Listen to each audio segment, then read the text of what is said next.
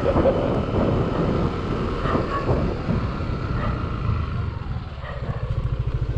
ba?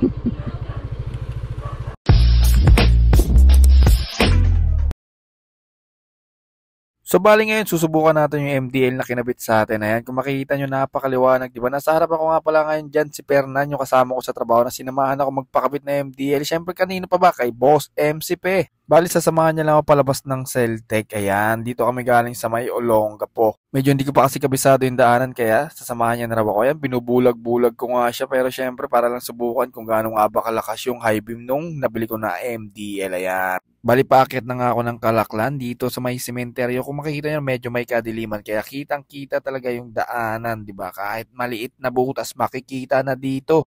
Medyo talagang dahan-dahan ako dito paakyat kasi nga medyo nag-aalangan ako sa malikuan lalo dito sa may sementeryo kasi minsan madulas dito. Hindi bali na mabagal, hindi naman tayo nagmamadali na umuwi. Pero pinas forward ko nga lang pala to para makita nyo na rin kung gaano kadilim dito sa may paglagpas ng sementeryo ng Kalaklan. Kaya napakalaking tulong din talaga ng MDL na nabili natin kay Boss MCP. Siyempre walang iba, napaka-solid naman kung makikita nyo, di ba? Napakaliwanag. Hindi ko lang talaga pwedeng gamitin yung high beam kasi napakasakit sa mata. Talaga naman. At dito nga rin pala sa pagbaba ng Nagbakulaw, medyo madilim din talaga kaya naisip ko na rin na magpakabit talaga ng MDL. Mini driving light na Senlo X1. Solid, di ba?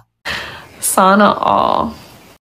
Kaya ako naghahanap ko ng solid na electrical works o solid ng wiring sa pagpapakabit ng MDL at PIA, pwede kayo mag-PM kay Boss MCP. Kailangan nyo magpa-schedule kasi nga marami nagpapagawa sa kanya. Solid na quality pa yung wirings nito. Pag pinakita ko sa inyo kapag in-upload ko na isang video na pagkakabit ng MDL nito.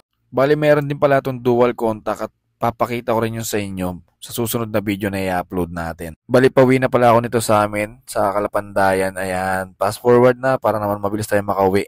At paakyat na nga ako ngayon ng Maligaya Village. Ayan, makikita nyo naman, napakaliwanag talaga ng Senlo X1. Talagang sulit na sulit ang binayad mo dito. Kaya naman magagamit mo ng pangmatagalan. Pero unlimited wiring na rin pala ito. Ayan, kung makikita nyo, bubulagin ko yung mga tropa ko. Akala nila kung sino, muntik na nila akong sigawan. Pero yun lang at maraming salamat. Abangan nyo pa yung mga susunod nating videos.